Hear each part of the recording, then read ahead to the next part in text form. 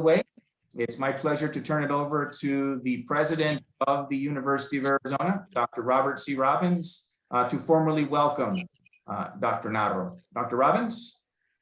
Justin, thank you. On behalf of the University of Arizona, welcome Dr. Narro. Thank you for taking the time to speak with us today. I, of course, wish you were in beautiful Tucson with us, but we're so honored to host your presentation on the health in Mexico. It's wonderful to see you again, as we are honored to host your presentation today. I'm so grateful for your leadership and vision in establishing the UNAM Center for Mexican Studies, Tucson. Since its founding in 2015, the center has been instrumental in strengthening the collaborations between UNAM and University of Arizona.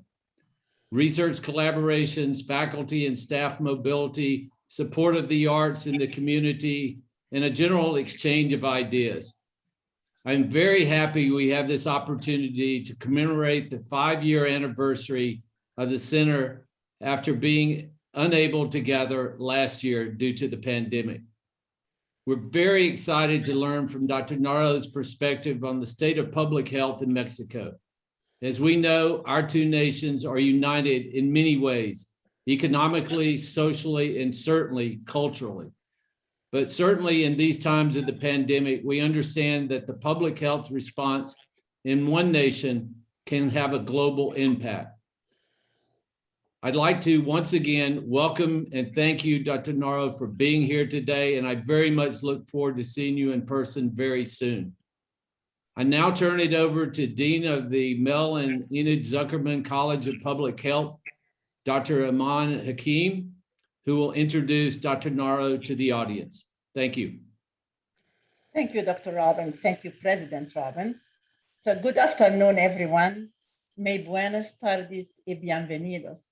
As Dean of the Mel and Enid Zuckerman College of Public Health at the University of Arizona, I am honored and delighted to welcome you all and to introduce our distinguished speaker, one of the most important voices in Mexico and in fact, in all of the Americas, Dr. Jose Narro Robles, Mexico's former Minister of Health and eminent scholar.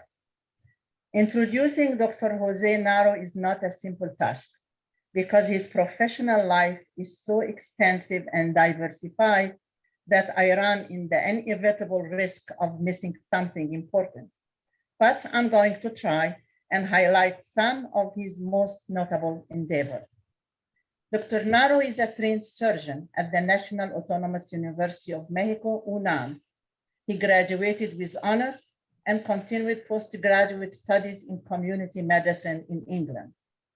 In the academic field, Dr. Narro has served as director of the Faculty of Medicine in 2003, served as director of the National Autonomous University of Mexico for 2 terms from 2007 to 2015. In the field of federal public administration, he was Undersecretary of Population and Migration Services and Ministry of the Interior. In health, he was Director General of Public Health for the Federal District, Secretary General for the Mexican Institute of Social Security, the IMSS, among other positions, and completed his career as a public servant by being appointed Secretary of Health from 2016 to 2019. So without a doubt, Dr. Narro is a very prominent figure in Mexico.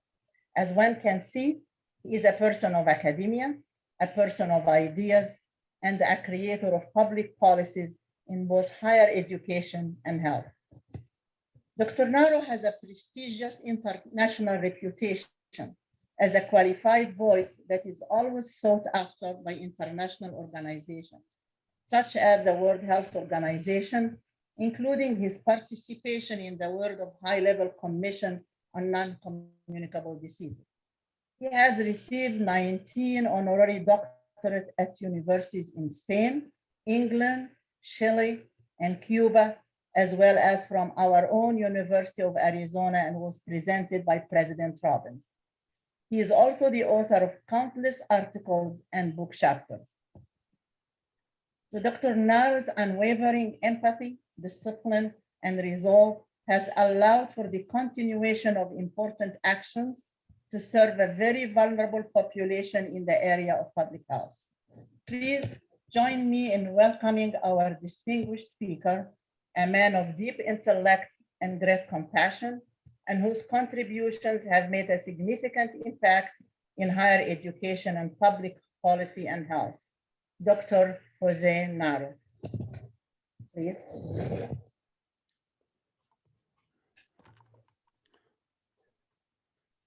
Thank you very much. It's a pleasure to be with you.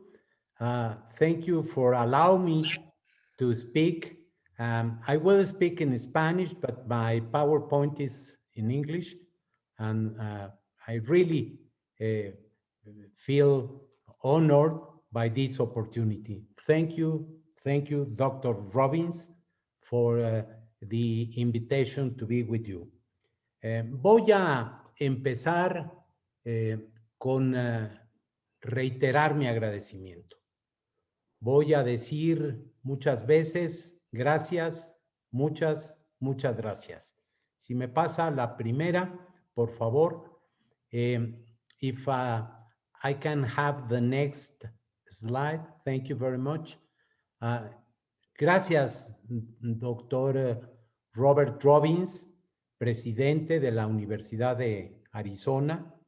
Debo decir que tuve el gusto de saludarlo en Ciudad de México y que quiero darle a él las gracias, un extraordinario presidente de la Universidad de Arizona, un extraordinario colega, un cirujano de corazón extraordinariamente bien reconocido en Estados Unidos y fuera de sus fronteras. Muchas gracias a la doctora Iman Hakim por sus amables palabras y, por supuesto, a una persona por quien siento un afecto, un respeto muy especial. A mi amiga, la doctora Elena Centeno, una universitaria cabal, extraordinaria, con una carrera académica muy distinguida. Y muchas gracias a todas las personas que se han dado el tiempo para estar con nosotros. En esta gráfica, en esta lámina, he querido dar ese agradecimiento y decir, me siento y soy de la Universidad de Arizona. Ahí está la prueba documental de que ustedes me hicieron el grandísimo honor de recibir en la universidad. Paso a la siguiente, next please, para decirles cuál es el contenido de esta conferencia, que más que conferencia es una conversación. Quiero hablar con ustedes de los problemas de México, pero también de su grandeza. Quiero hablar de algo que muchos de quienes estamos en este auditorio, estoy seguro, compartimos: la importancia de la salud y cómo en el caso de México ha evolucionado. Hablar unas cuantas palabras sobre el sistema de atención a la salud, primordialmente el sistema público, y finalmente hacer una serie de consideraciones sobre la salud en México, los problemas que yo veo afectan al país en el futuro inmediato, el caso de la COVID-19 y algunos otros asuntos y temas por fuera de la salud que tienen que ver con lo que pasa en nuestro país, en mi país. Para terminar con unas palabras finales que servirán para expresar a ustedes algunas de mis convicciones más arraigadas. Paso a hablar del primero de estos capítulos. Si me pasa, next please. Si podemos ver, esta es una fotografía que ejemplifica parte del problema de México. Lo voy a decir más adelante, la desigualdad. Aquí ven ustedes, no es una fotocomposición, es una fotografía aérea de un espacio dividido por una cuadra en donde se ve lo concurrido de las viviendas, lo apretado de las mismas y donde uno anticipa las dificultades en la vida de las personas, junto con un espacio semi-residencial. Next. Aquí trato de ejemplificar por qué México es grande y por qué tiene grandeza. Es grande y voy a dar algunos datos en la siguiente lámina por la geografía, por la demografía, por su economía y por su capital natural. Es grande y tiene grandeza, y la grandeza deriva no del tamaño, no de la magnitud, sino de la cultura, de la historia, de la identidad y de las instituciones que en el país se han desarrollado a lo largo de los años. Next, please. México es grande, ya lo decía, en parte por la demografía. México es probablemente a estas alturas, tomo el dato oficial, pero es seguramente ya la 10ª demografía del mundo. Ustedes recordarán China, la India, los Estados Unidos, y México se debe ubicar ya ahora con los datos del censo actualizados y con la estimación hacia 2021, un año después del censo, que nos daba que somos la demografía número 11. Tiene, como Estados Unidos, compartimos esa condición, una condición geográfica, una localización extraordinaria, y en el caso de México, no con tanto territorio como Estados Unidos, pero también con 2 millones de kilómetros cuadrados que nos hacen ser por superficie el país número 14 en extensión geográfica. Una de las 15 primeras economías del mundo y, como señalaba, una gran biodiversidad, un capital natural extraordinario que nos ubica en algunas especies dentro de los 10 primeros lugares. Y por supuesto, con una extensión costera que nos hace ser el país número 14 del mundo en extensión marítima, con gran capacidad turística y con gran capacidad de exportación. Estados Unidos es el socio comercial más importante, por supuesto, de nuestro país. Y nosotros representamos para Estados Unidos también, y varía eso por los años, pero uno de los 3 primeros socios comerciales de Estados Unidos. En este momento, probablemente el primero. Next, please. Pero déjenme hablarles de la grandeza. No todo es el tamaño, no todo es la magnitud. También aquí importa la grandeza. Y esta tiene que ver con muchas otras cosas, tiene que ver con la historia, con la cultura. Decía uno de nuestros grandes intelectuales, hace poco fallecido, un par de años, el doctor Miguel León Portilla, que la región de Mesoamérica representaba una de las civilizaciones originarias en el mundo. Tenemos literatura, música, artes visuales, poesía, tenemos filosofía, humanidades y también ciencias, astronomía, química, medicina, entre muchas otras áreas que se han desarrollado en nuestro país a lo largo de los siglos. Algunos de los pueblos originarios, los mayas, hicieron aportaciones importantes a la cultura universal, y no solo ellos. Tenemos cultura popular, bien conocida en el mundo, la gastronomía mexicana, nuestros usos y costumbres, las ceremonias, las celebraciones que tienen lugar en nuestro país. Y como todos los países, como todos los grupos nacionales, los mexicanos tenemos una manera singular de ser, de vivir, de celebrar y de padecer el luto y el dolor. Hemos sido un país de instituciones a lo largo de los siglos, Voy a dar cuenta de algunas de ellas más adelante. Tenemos identidad y tenemos símbolos que nos articulan. Tenemos grandes personajes que han hecho aportes a la cultura del mundo. Los tenemos en el pasado y los tenemos en el pasado reciente y en la actualidad. Y ahí están algunos de nuestros grandes literatos. Ahí está Sor Juana Inés de la Cruz. Ahí está Octavio Paz o Carlos Fuentes. Ahí están nuestros cineastas que en los últimos años han hecho la delicia de los cinéfilos. Ahí tenemos pintores maravillosos, Frida Kahlo, Diego Rivera. Ahí está Alfonso García Robles, o ahí está Mario Molina en el campo de la ciencia. Next. Y sin embargo, México tiene problemas.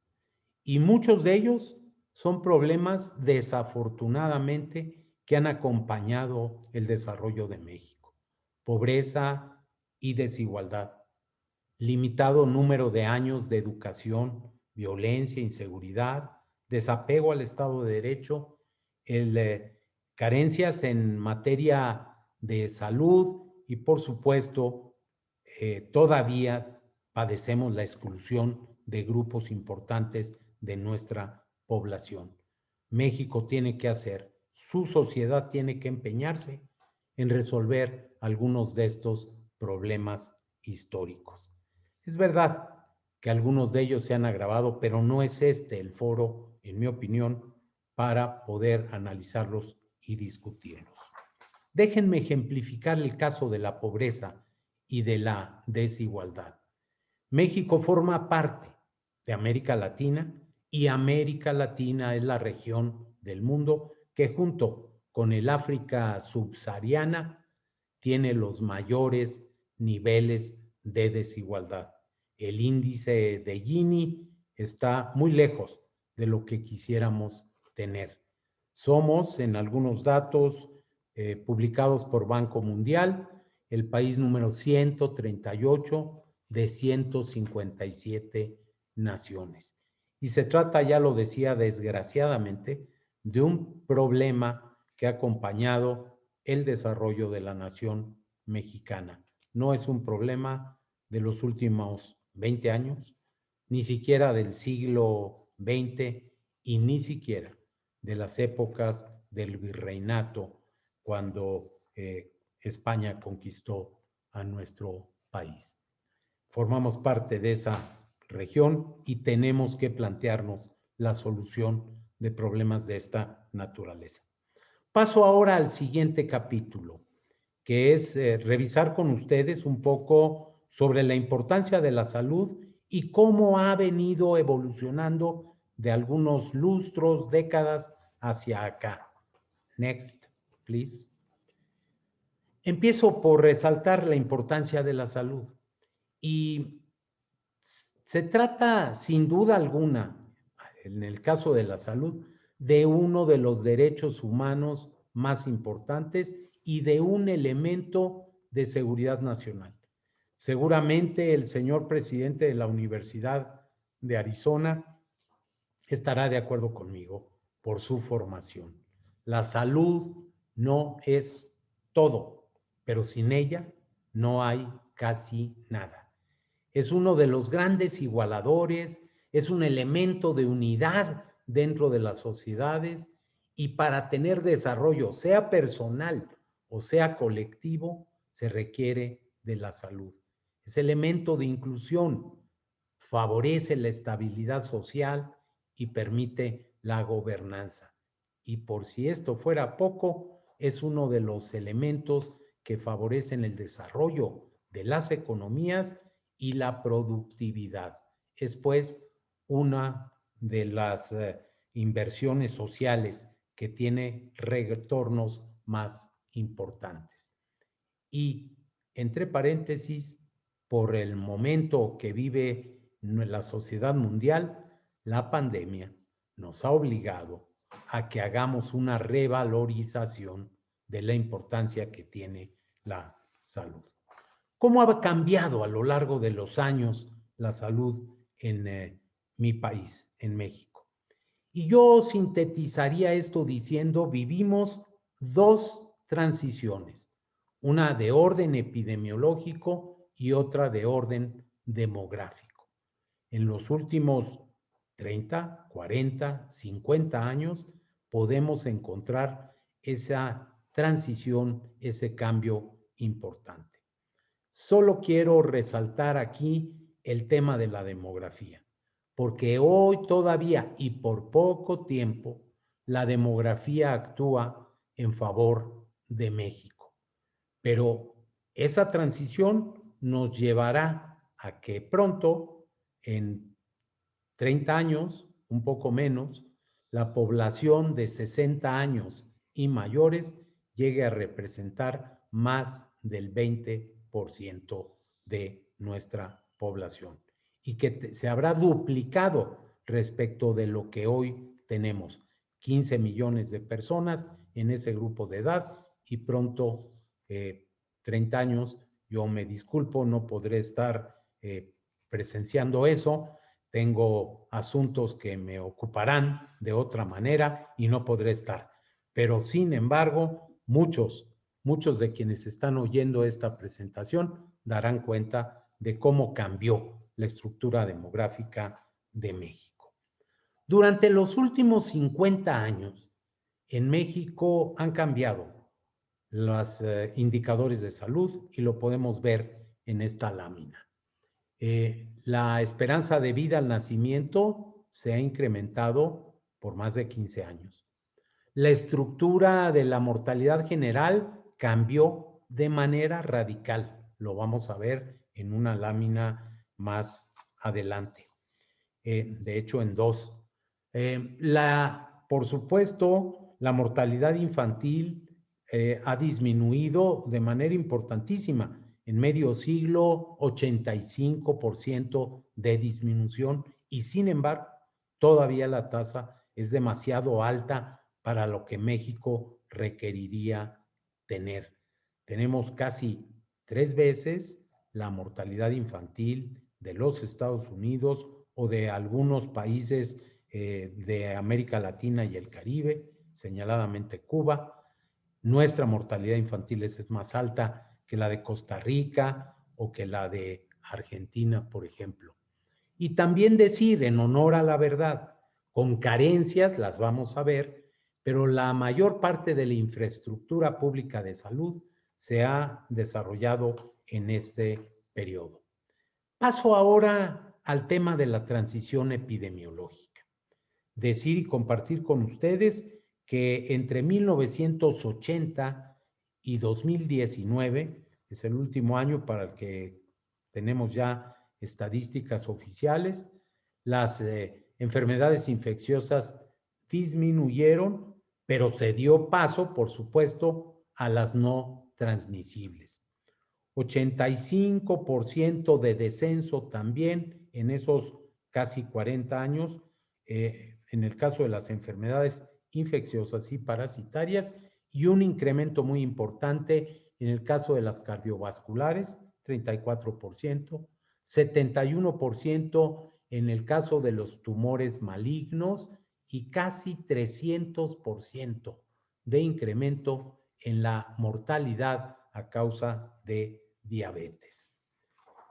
En el cuadro siguiente pueden ustedes comparar las 3 primeras causas de muerte en 1980, fundamentalmente infecciosas, 2 de ellas, la neumonía y la influenza, segundo lugar, y las infecciones y enfermedades parasitarias.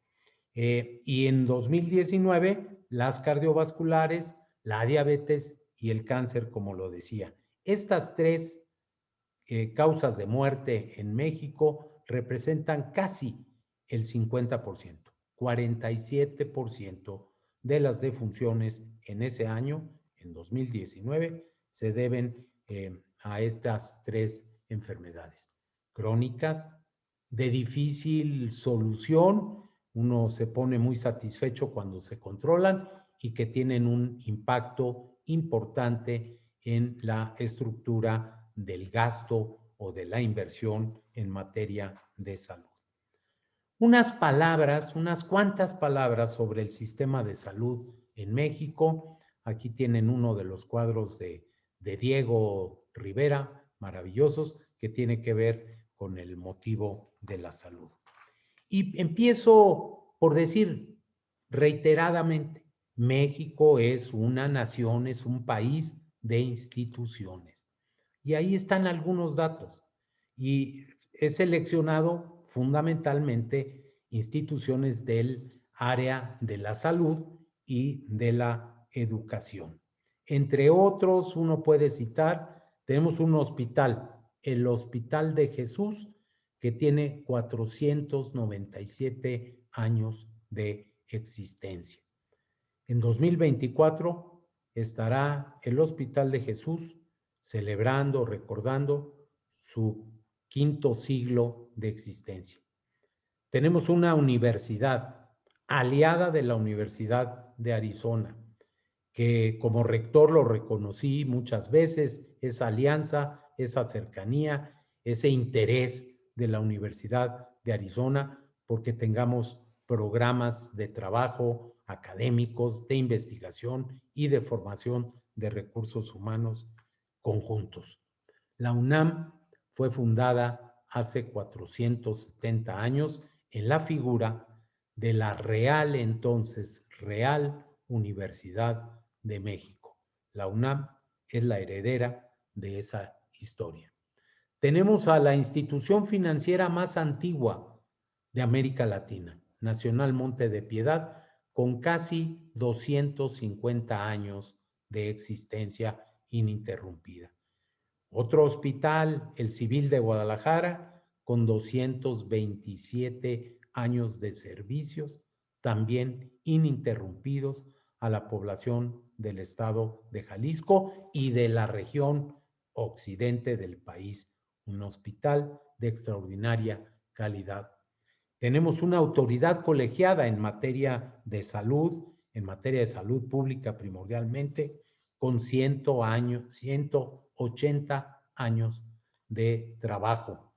Primero como Consejo Superior de Salubridad y a partir de 1917 como Consejo de Salubridad General. Contamos con un sistema de seguridad social, en el caso articulado a partir ejemplarmente del Instituto Mexicano del Seguro Social, que está próximo a cumplir 80 años de existencia. ¿Cómo funcionan las instituciones de salud? Bueno, yo tendría que decir que el sistema está dividido en dos grandes espacios, lo público por un lado y lo privado por el otro. Y dentro del sector público, porque así se desarrolló desde hace 8 décadas, pues la verdad es que tenemos una multiplicidad de agencias prestadoras de servicios, encabezadas, coordinadas por el Ministerio, por la Secretaría de Salud. Pero ahí hay organismos de la Seguridad Social, el IMSS, el ISSSTE, la Secretaría de la Defensa, la Secretaría de Marina y algunos otros programas estatales o incluso municipales. Y por el lado de quienes no tienen derecho a la seguridad social, que eso depende por la condición laboral, tenemos instituciones que cubren a esa población que no tiene derecho a la seguridad social. Personas que tienen trabajo por cuenta propia, personas que viven del campo, pueblos originarios de nuestro país, algunos grupos que pierden el empleo. Entonces, para eso están los servicios federales de la Secretaría de Salud y también los servicios de las 32 entidades federativas de los 32 estados, son 31 más la Ciudad de México, que son cubiertos por los servicios locales, estatales. Y el sector privado, que incluye a las aseguradoras, no tenemos un núcleo importante, debe ser como el 2% más o menos un poquito más del 2% de la población que tiene un seguro médico privado de gastos mayores, y también las personas que ofrecen servicios de salud, médicos fundamentalmente, dentistas, odontólogos también, que lo hacen desde su propio consultorio o en algunos hospitales privados. ¿Cómo podría caracterizar yo el sistema de salud? Bueno, es un sistema que por su gestión administrativa tendría que decir que tiene una descentralización parcial y que hay una tendencia en el gobierno actual a recentralizar los servicios. Por su cobertura, indiscutiblemente es parcial. No tenemos cobertura universal. Tenemos duplicaciones. Hay legalmente gente que puede tener 2 o 3 de los servicios de salud, y por otro lado hay todavía personas que en la realidad no tienen, por condiciones geográficas, culturales, económicas, acceso a la atención de la salud, particularmente a la atención especializada. Por el financiamiento, el sistema es mixto, público y privado, y por la distribución de los recursos, debo reconocer que es inequitativo y que la presupuestación, los recursos son más bien inerciales. Next, please. En esta vamos a hablar de cómo la organización técnica se dificulta con un número tan importante de instituciones públicas diversas, con lógicas distintas, con sistemas también diferentes, pues entonces resulta un sistema poco articulado y que recibe por libre demanda de atención de los pacientes. Por su calidad, debo también reconocer con franqueza que es heterogéneo.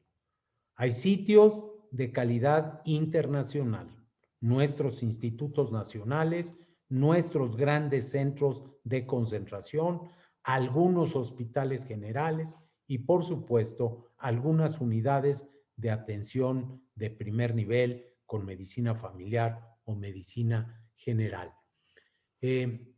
Por el tipo de servicios, son servicios con énfasis en la atención personal y curativa.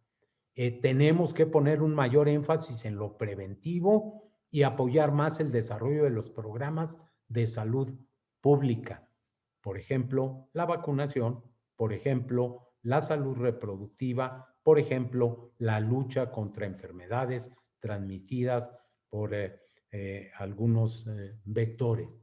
Y por el nivel de intervención de los prestadores de los servicios y de los propios pacientes, pues falta participación de parte de ellos. En la siguiente, next, please. En la siguiente vemos cómo la diversidad de instituciones públicas produce ineficiencias. Hay duplicaciones innecesarias, hay excesos de personal en algunos sitios, hay áreas que no están debidamente cubiertas, se incrementan los costos, se hace un uso limitado de esos escasos recursos, se incrementa el tema burocrático, no tenemos desafortunadamente un padrón general para ver dónde están las áreas de carencia de servicios y no hay portabilidad de los sistemas de atención a la salud, del registro médico, del expediente clínico, todavía entre las instituciones. Estamos en vías de desarrollar esos sistemas electrónicos. Y ya lo decía yo, en la siguiente lámina, lo podemos ver en the next slide, la falta de cobertura, la fragmentación del sistema y su duplicación, y por supuesto este enfoque curativo que limita, como en muchas partes del mundo, la verdadera atención preventiva, el campo de la promoción de la salud, la educación para la salud y la prevención. con un gasto que podría ser mucho más eficiente. Veamos ahora con qué recursos cuenta México. En cuanto a las instituciones públicas, no estoy contemplando aquí el tema de las instituciones privadas. Sí debo reconocer que la mayor parte de la atención se ofrece a través de las instituciones públicas y van a ver ustedes el crecimiento que se ha tenido y sobre todo los servicios que prestan. 24,000 unidades de atención a la salud. Y aquí están desde un pequeño centro de salud rural hasta un gran Instituto Nacional de Salud, como los que tenemos en el área de la nutrición y las ciencias médicas, como los tenemos en el caso de la cardiología, de la cancerología o en el caso de la pediatría, por ejemplo. 90,000 camas de hospital, cerca de 234,000 médicos en el sector público y 325,000 enfermeras. Vamos a ver también cómo se dan estos índices comparado con Estados Unidos y comparados con países de la OCDE. Aquí está lo que ha crecido, porque se critica que no tenemos suficiente personal, infraestructura. Y yo debo decir, fui secretario de Salud por un poco más de 2 años, claro que hace falta, pero no puede dejar de reconocerse que en los últimos 40 años, 38 aquí en el cuadro, hay un número muy importante. Ustedes pueden ver, el número de unidades de atención médica se multiplicó 3 veces. 2, el de camas de hospital. 4, cuando hablamos de número de médicos y también 4, cuando hablamos del número de enfermeras, que por supuesto yo soy de los que piensan que tenemos que hacer un esfuerzo mayor, mucho más importante para incorporar más personal de enfermería, que entre paréntesis es de alta calidad. ¿Qué pasa con esos recursos? ¿Cómo se comportan los indicadores de rendimiento en las instituciones públicas de salud? Bueno, aquí está un día tipo, un día típico promedio en 2018. Mis datos son de 2018, pero no habrán cambiado mucho. Cada día, cada uno de los 365 días del año, tuvimos a poco más de 1 millón de personas yendo a las unidades de atención a la salud, a todo el sistema. Cerca de 4,300 nacimientos atendidos en un día promedio. Casi 1 millón de consultas, la atención de 100,000 urgencias, 10,000 cirugías, desde cirugías sencillas hasta cirugías muy complicadas, trasplantes o traumatismos cráneoencefálicos o cirugías de otra naturaleza. Cada día, durante esos 365 días de 2018, se internaron 16,000 personas en nuestros hospitales. ¿Cómo compara esto los recursos, los problemas, con el caso de Estados Unidos y del promedio de los países de la Organización para el Desarrollo Económico, la OCDE por sus siglas? Y ahí están algunos datos.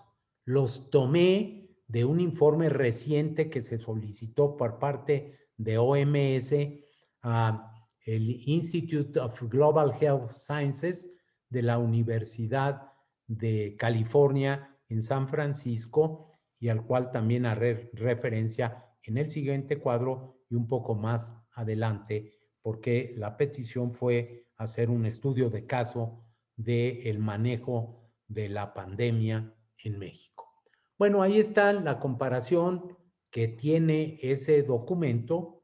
Por cierto, tomados esos datos de Health at a Glance de OCDE, población, esperanza de vida, la mortalidad infantil que les decía yo, muy alta, no 3, pero 2,5 veces la de los Estados Unidos, 4.8 por 1000 nacidos vivos contra 12.1 en el caso de México, en la mortalidad infantil.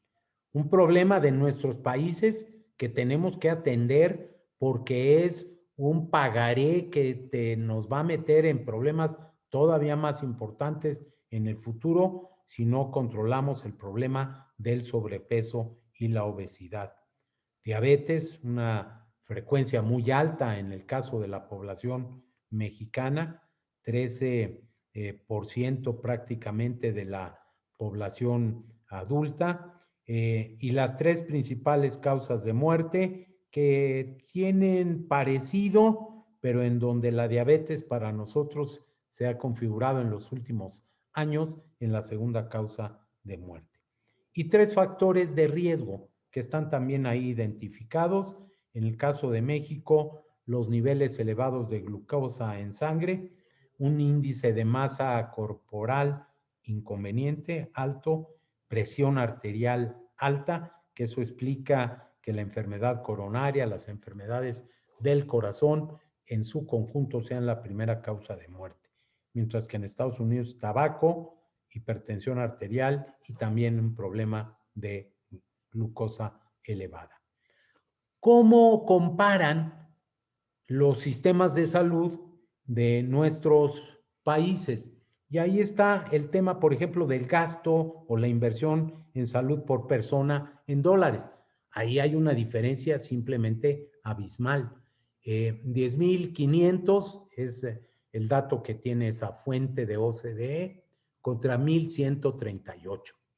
El gasto como porcentaje del Producto Interno Bruto, 2 diferencias radicales.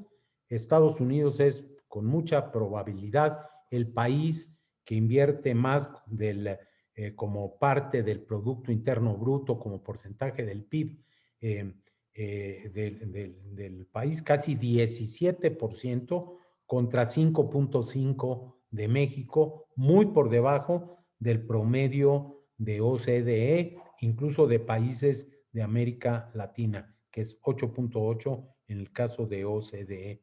Un gasto de bolsillo de nuestros países alto, que implican que cuando hay un problema de salud, en ese momento la gente tiene que cubrir el costo de la atención médica, de los medicamentos, de los estudios, y que viene a afectar el presupuesto de las personas y de las familias. El tema de los gastos catastróficos en salud. El número de camas de hospital, que en nuestro caso es la mitad de la que tiene Estados Unidos. No comparamos tan mal en el número de médicos por 1,000 habitantes y muy mal en el de enfermeras por cada 1,000 habitantes. El sistema de salud de México está mucho más centrado en el trabajo, en el personal médico que de enfermería. Y necesitamos, lo aseguro, necesitamos indispensablemente más enfermeras en el sistema. ¿Cómo resumiría yo algunos de los problemas que tenemos, que vivimos, de los estos típicamente de todo el tiempo y algunos mucho más recientes? Financiamiento insuficiente.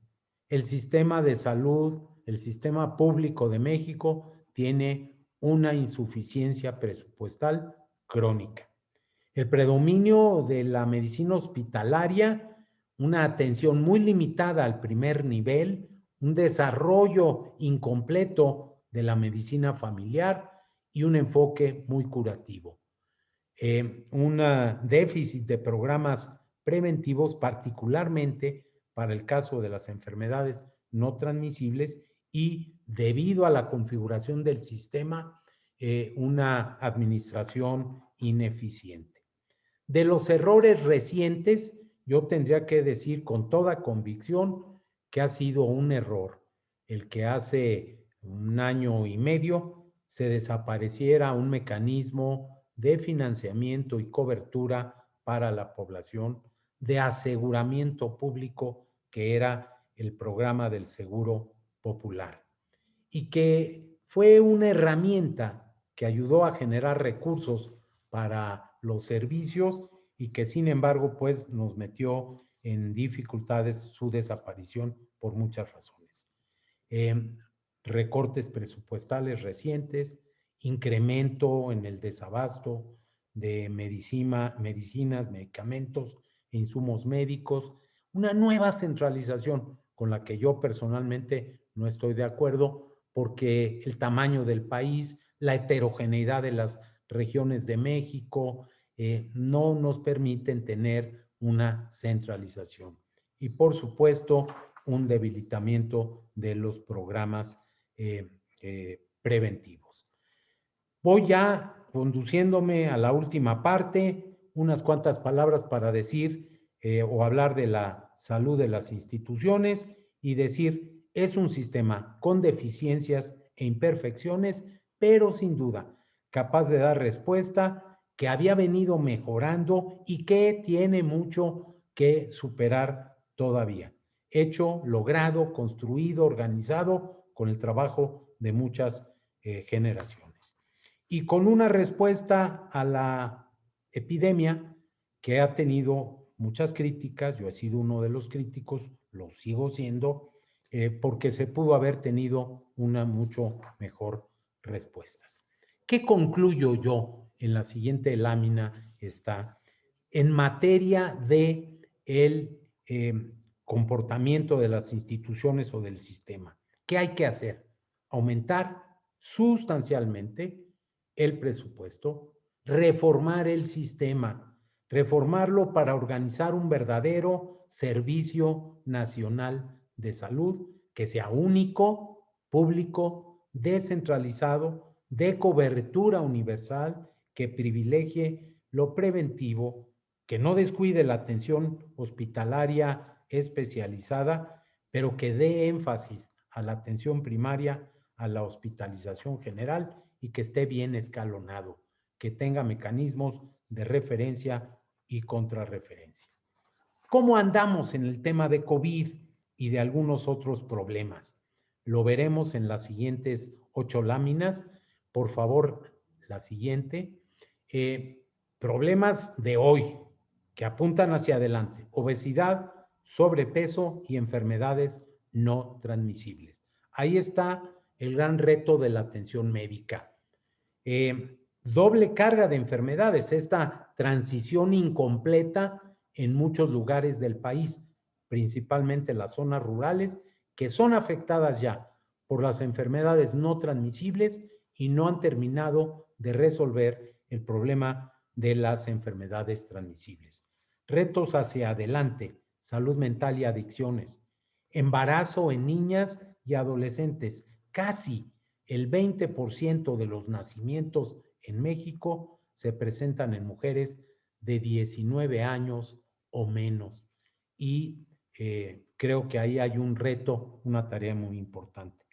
La atención geriátrica, si no prevemos desde ahora lo que vamos a tener en los siguientes 20 años, cuando lleguemos al medio siglo, dentro de poco menos de 30 años, vamos a estar emproblemados. Y la cobertura.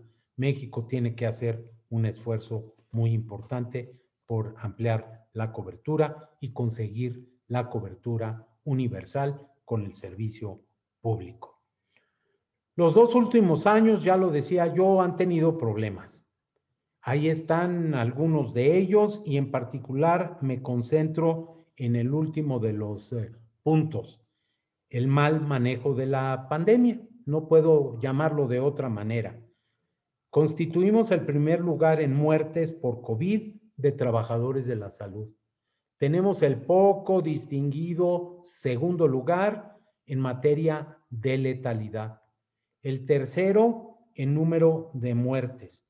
Y según algunas evaluaciones, por ejemplo la de Bloomberg, por ejemplo la de Lowy Institute, o por ejemplo este reporte del Instituto de las Ciencias de la Salud Global, pues hemos hecho mal el manejo de la pandemia en nuestro país. Ejemplifico. En la siguiente están también algunos datos. Tenemos 2 o 3 o 4 fuentes oficiales de datos para conocer la dimensión. Y no coinciden, por supuesto. Entonces, el número de contagios lo podemos estimar entre 2.3 y 42 millones. Ni uno ni otro. Seguramente la cifra real estará entre esas dos.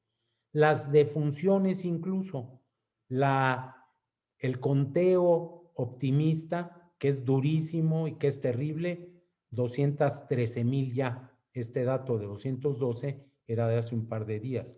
Ya estamos en 213,000. Pero hay algunas otras fuentes oficiales que nos hablan de 280,000 o incluso de 330,000 defunciones atribuidas directamente. Y en el siguiente punto está un dato de la fuente oficial de quien da los resultados, y en octubre de este año, de 2021, tendremos los datos oficiales a través de ese Instituto Nacional de Estadística y Geografía, el INEGI, de información de nuestro país, que habla de un 69% más alta la cifra, porque se ponen a revisar los certificados y hacer compatible los diagnósticos. Por ejemplo, hay muchas neumonías atípicas que fueron clasificadas de esa manera y que sin duda, lo veremos adelante, se deben a COVID. Muy duro decir y reconocer que en los 10 grupos de edad, incluso en el de los menores de 1 año, entre las 10 primeras causas de muerte está la COVID. En todos los grupos que considera INEGI, ahí está dentro de las 10 primeras causas de muerte entre enero y agosto del año pasado, la COVID. Y en 3 grupos de gente relativamente joven, el grupo de 35 a 44, el de 45 a 54 y el de 55 a 64, la causa número 1 de muerte en ese periodo. La mortalidad en exceso, que se ha estudiado en varios países, nos deja también mal puestos, mal posicionados. Tenemos un número muy importante de muertes en exceso respecto de lo que se esperaba. Hay 3 enfermedades en donde ese exceso es verdaderamente notable. Influenza y neumonía, 44% más alto de lo que se hubiera esperado con el promedio de los últimos 3 o 4 años. Enfermedades cardiovasculares, casi 39% más. Diabetes, casi 36% más. Y hay 3 casos en donde el número de defunciones afortunadamente fue menor. 2 son causas violentas. Accidentes, que tuvo casi 20% menos de lo esperado. Homicidios, 6.5% menos. Y curiosamente, esta enfermedad pulmonar obstructiva crónica, que tiene un 8% menos.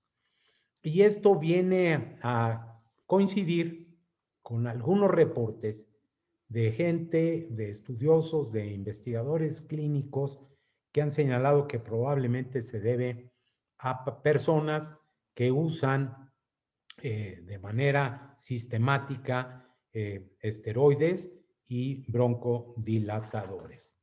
Paso a hacer una síntesis de lo que dice el reporte de por qué fallamos en nuestra respuesta, por qué no hemos tenido una buena gestión. Hay datos que son terriblemente duros, dolorosos, y que nos señalan el manejo inconveniente. Selecciono aquí dos de ellos. Uno que tiene que ver el más duro.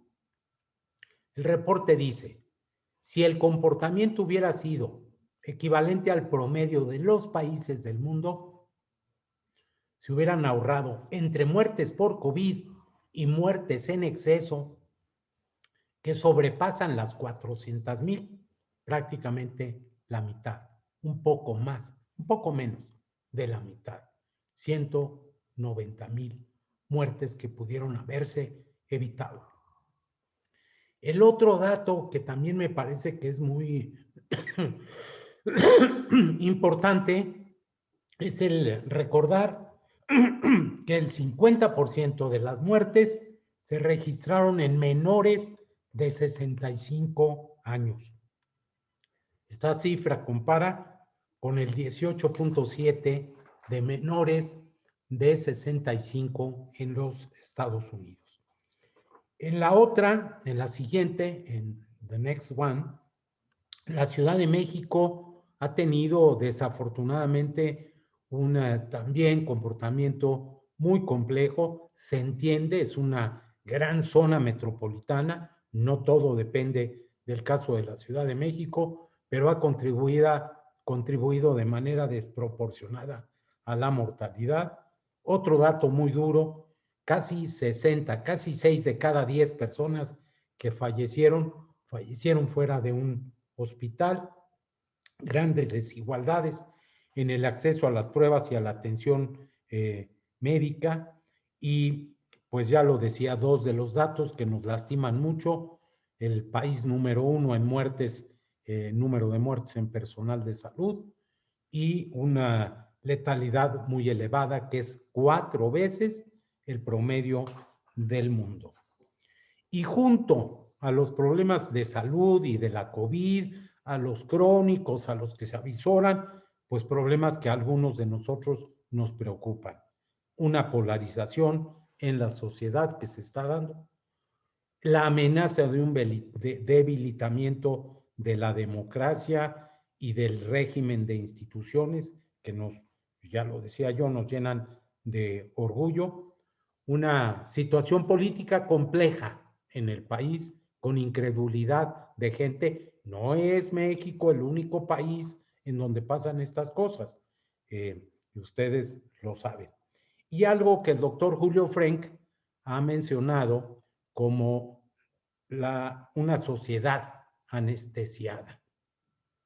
Una sociedad que tiene miedo, que le están faltando reacciones y respuestas. Hasta aquí dejo la presentación en láminas, y si me lo permiten, y ya no tomará más de 3 minutos y medio, hacer unas palabras finales dando lectura a un documento de 2 cuartillas que dice así. Termino con algunas reflexiones alejadas propiamente del ámbito de la salud, pero que no puedo evitar pronunciarlas frente a ustedes. Inicio compartiendo una convicción arraigada en mi mente y mi espíritu. Nuestro mundo tiene que cambiar. Tiene que hacerlo en razón de que son muchas las condiciones negativas que se han acumulado sobre cientos e incluso miles de millones de personas en el mundo. La pobreza, la desigualdad, injusticia, violencia, enfermedad evitable, ignorancia y la desesperanza, entre otras. A esos males de siempre para muchos se suman las consecuencias de la peor tragedia de los últimos 75 años, las derivadas de la pandemia de la COVID-19. Permítanme 2 minutos y medio más de su atención para referirme a 6 asuntos fundamentales.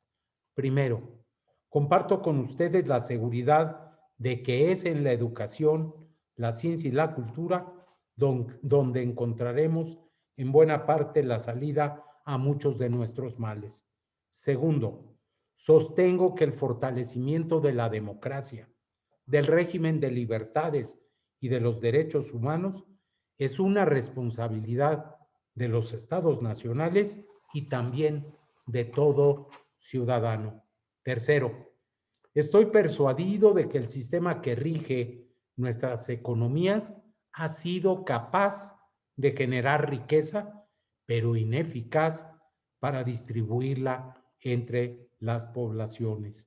Cuarto, veo con claridad que en nuestras sociedades existe la tentación de renunciar a la práctica y el fomento de los valores cívicos y laicos que deben guiar el desarrollo humano: honestidad, lealtad, decencia, solidaridad y trabajo, entre muchos más. Es indispensable impulsar un nuevo y potente humanismo. Quinto, no tengo duda de que los temas ambientales son parte de la agenda de hoy y de los próximos lustros. Por el frenesí del consumo de muchos y la codicia de otros, estamos afectando la cadena de vida en el planeta y hemos puesto en riesgo la viabilidad de la única casa que tiene el ser humano. No tenemos derecho a hipotecar el futuro de los nietos de los nuestros. Por ello, celebro la iniciativa del presidente Biden y deseo sinceramente que sea exitosa. Sexto y último, estoy convencido que en el éxodo al porvenir que nos espera, México y los Estados Unidos son viajeros que se deben acompañar de la mejor manera. Hemos de ayudar desde muchos campos y uno de ellos es el de las universidades. Por eso agradezco a ustedes la oportunidad de compartir este acto que nos compromete. Por eso reconozco la labor de los doctores Enrique Graue y Robert Robbins. Por eso celebro los trabajos que se hacen en conjunto por nuestras dos casas de cultura, la Universidad Nacional Autónoma de México y la Universidad de Arizona. Larga y exitosa vida a nuestras instituciones y mi gratitud a ustedes por la invitación, doctor Robbins, y a todas y todos por haberme permitido hablar y haber hecho uso del truco de los académicos de agotar el tiempo y dejar pendientes las preguntas y respuestas. Pero estoy a la orden. Muchas gracias. Thank you very much. Thank you very much, Dr. Narro, for such a wonderful presentation and an overview of the situation we have on health in Mexico. And of course, we have several questions, so you will not be moving away. No se nos va a escapar de las preguntas. Y aprovecho que tenemos traductora para decir en español. Tenemos dos personas que quisieran preguntar personalmente. Voy a abrir el micrófono para Antonio Dierck. Aquí está, listo. Abierto el micrófono, doctor Dierck.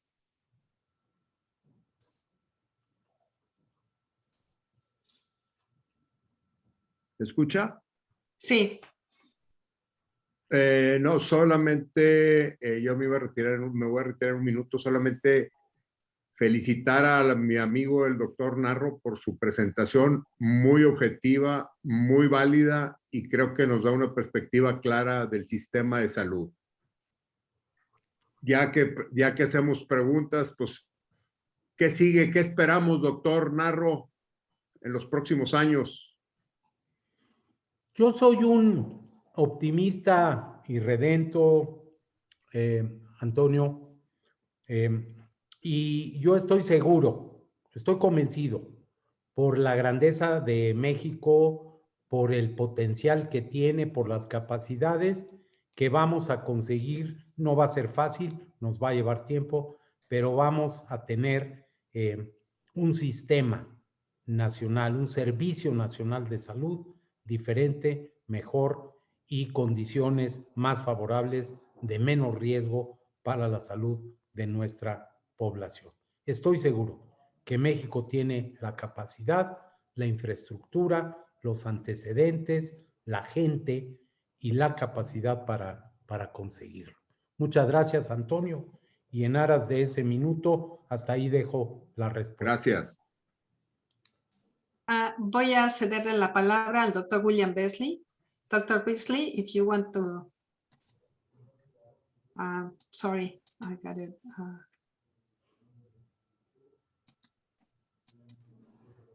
Let's see, Dr. Beasley. He is, I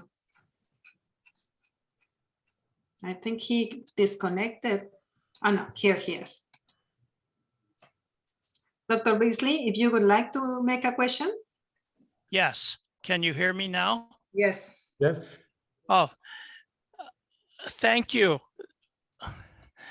estimado doctor, for this wonderful talk. I would like to move back to a couple of your statistics. First of all, I'm interested in how you think UNAM and the University of Arizona can collaborate and dealing with the incredible shortage of nurses in Mexico that were revealed in the chart. And secondly, how we can benefit at the University of Arizona from what's happening in Mexico with the reduction of obesity in children. I know adult obesity is very high, but the obesity in children in Mexico is much lower than in the US. And so it seems to me like the two universities have a great chance to collaborate in nursing and obesity. Once again, thank you, thank you. Muchas gracias, doctor Beasley, por el comentario generoso y por las dos preguntas. Y déjeme decirle, yo creo que la Universidad de Arizona y la Universidad Nacional Autónoma de México tienen enormes carreteras, enormes autopistas para transitar juntas. Lo tenemos en materia de la investigación. La Universidad de Arizona, ustedes lo saben, orgullosamente es una de las mejores universidades de los Estados Unidos y en algunas áreas está en el top 10, en los 5 primeros lugares o incluso en algunas categorías y en algunos análisis en el lugar número 1. Juntemos capacidades y fortalezas. Tenemos nuestras debilidades, reconozcámoslas, pero también identifiquemos esas áreas en las que podemos caminar juntos. En el caso de México, el tema de la formación de enfermería, lo voy a decir con toda claridad, tiene que ser una política pública que asegure que hay espacios laborales y bien pagados para el personal de enfermería. Tenemos escuelas de altísimo nivel, de gran categoría, internacionalmente reconocidas. Tenemos enfermeras egresadas de la propia Escuela Nacional de Enfermería y Obstetricia de la Universidad Nacional de la UNAM, que trabajan ahora en los Estados Unidos o trabajan ahora en Canadá y que son muy solicitadas porque dan una atención de calidad y lo voy a decir con calidez, con cercanía, con compromiso con la gente. Ahí lo que tenemos que hacer es garantizar que están los espacios para no favorecer el desequilibrio laboral de este personal. Pero México necesita enfermería. Segundo, en materia de la reducción de la obesidad, sí, es verdad, México ha controlado el crecimiento, el incremento de la obesidad en niños, en menores, pero no lo tenemos resuelto. Sí tenemos un índice menor, di la fuente, pero podemos hacer mucho más. Y déjeme decirle, algo que habíamos venido impulsando en los últimos años es particularmente importante para asegurar la mejor nutrición de los pequeños y es la alimentación al seno materno, la lactancia materna. Es ahí donde tenemos que trabajar muy intensamente. Las mujeres, afortunadamente en México, cada vez se incorporan más a muchas áreas de trabajo, de desarrollo personal, profesional, y es importante que se mantenga. Y es importantísimo que se generen los espacios para que las mujeres en la parte laboral puedan seguir con la lactancia a los pequeños y lo sigan indiscutiblemente con lactancia materna completa a por lo menos en los primeros 6 meses, idealmente en el primer año con alguna complementación nutricional. Ese es un espacio de lucha y yo no dudo de que en la parte médica de las ciencias de la nutrición, pero también en la parte del comportamiento de nuestras poblaciones, en el tema de políticas públicas, podemos hacer Arizona y UNAM muchas cosas juntos. Para que vean cómo quiere la UNAM a la Universidad de Arizona, valoren quién es nuestra embajadora, una universitaria extraordinaria, la doctora Elena Centeno. Es un cuadro de lujo y estoy seguro que está haciendo y hará muchas más cosas por esa relación de nuestras dos universidades que tienen reflejo, efecto en nuestros dos países. Son ejemplos que se siguen y que se multiplican. Mil gracias, mil gracias. Muchas gracias, doctor Narro. Ya me hizo sonrojar. Tenemos muchísimas preguntas, pero vamos a dar nada más una más. Muchas de ellas se refieren a que si considera que están respondiendo o a la medida nuestro gobierno actual con respecto a las necesidades de salud. Otras que se refieren a cuál es su opinión sobre cuáles son las medidas tomadas por el gobierno, y tenemos algunas otras que también tienen que ver con cómo se está llevando a cabo los procesos de vacuna. Voy a dar la palabra a Rodrigo Cervantes, quien realmente en su pregunta está sintetizando todas las demás.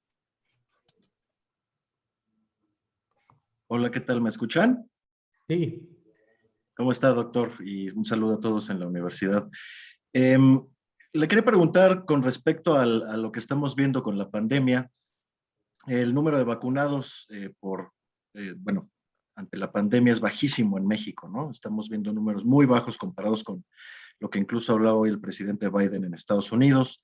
Hay un proceso muy lento en México. En Estados Unidos, en contraste, vemos que hasta hay lugares que están tirando las vacunas, de que hay un exceso. En su experiencia, en su expertise, ¿usted cree que ya las fronteras deberían de abrirse, por ejemplo, para que los sonorenses se puedan vacunar en Arizona o se puedan enviar vacunas?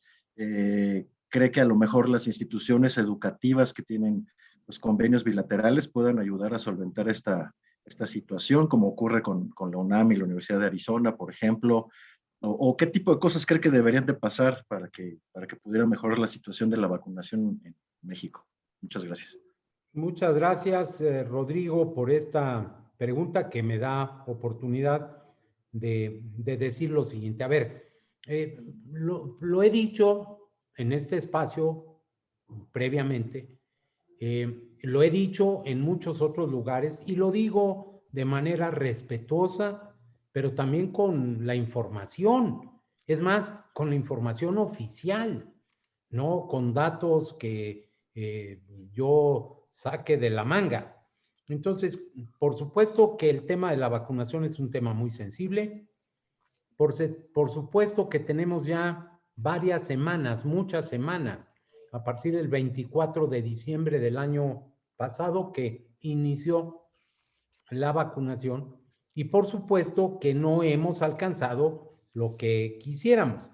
Hay días, según los reportes periodísticos que me han llegado o nos llegan acá a México, hay días en donde en Estados Unidos se ha vacunado 4 millones o 4 millones y medio incluso de personas. Para ponerlo en proporción de días extremos o altos de vacunación en Estados Unidos, en México la población vacunada desde el 24 de diciembre hasta casi 4 meses después, pues no alcanza 4 días de vacunación alta de los Estados Unidos. Tenemos ni siquiera 4, tenemos apenas un poquito más de 3, 14.5 millones de dosis de vacuna aplicada. Entonces, pues no es ese el ritmo. Y hubo un cambio que yo he sido muy crítico, porque tenemos capacidad en México de vacunar, por ejemplo, en el último año en el que yo fui secretario de Salud, se vacunó a 33 millones de personas entre mediados de octubre y 5 meses después en abril del año siguiente, a principio de abril, contra la influenza. Tenemos en México la capacidad de aplicar 100 millones de dosis de distintas vacunas y a distintos grupos de población, lo mismo de edad, niños que adultos, según el tipo de la vacuna. Entonces, ¿para qué inventarnos un sistema diferente si el otro era muy bueno y funcionaba? ¿Para qué politizar un tema que no debe politizarse? Ese es el argumento. Entonces, a mí me parece, con toda franqueza, y lo digo por responsabilidad ética, aquí hay demasiadas muertes en exceso. Aquí hay muertes que debieron evitarse y no se hizo. Y desafortunadamente hemos muchos insistido desde hace un año en que el diseño del manejo de la pandemia en el país no era el que se requería.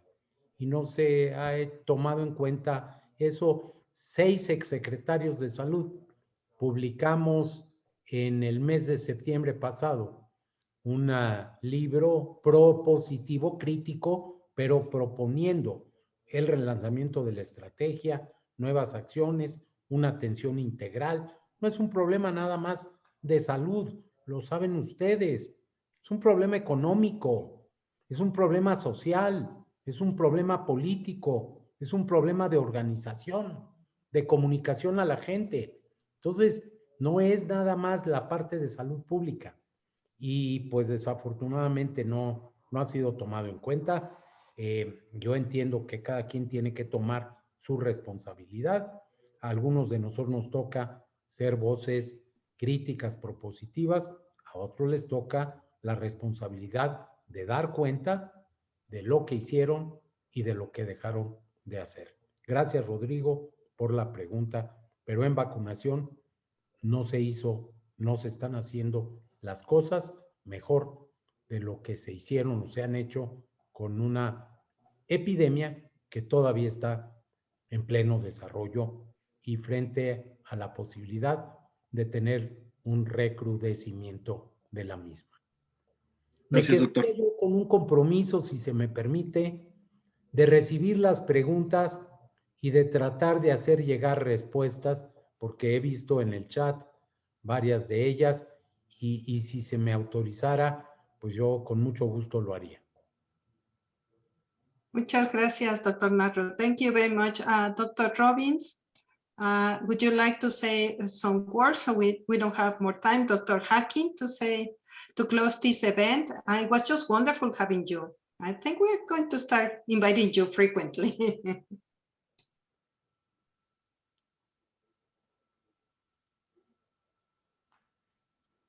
Pues como nadie quiere hablar, déjenme decir simplemente muchas gracias al señor presidente de la universidad, muchas gracias a la doctora Hacking y por supuesto, querida doctora Centeno, muchas gracias a ti por esta magnífica oportunidad que a mí me llena de orgullo, como me llena de orgullo volver a decir, soy uno de ustedes. Yo soy UNAM, yo soy Arizona.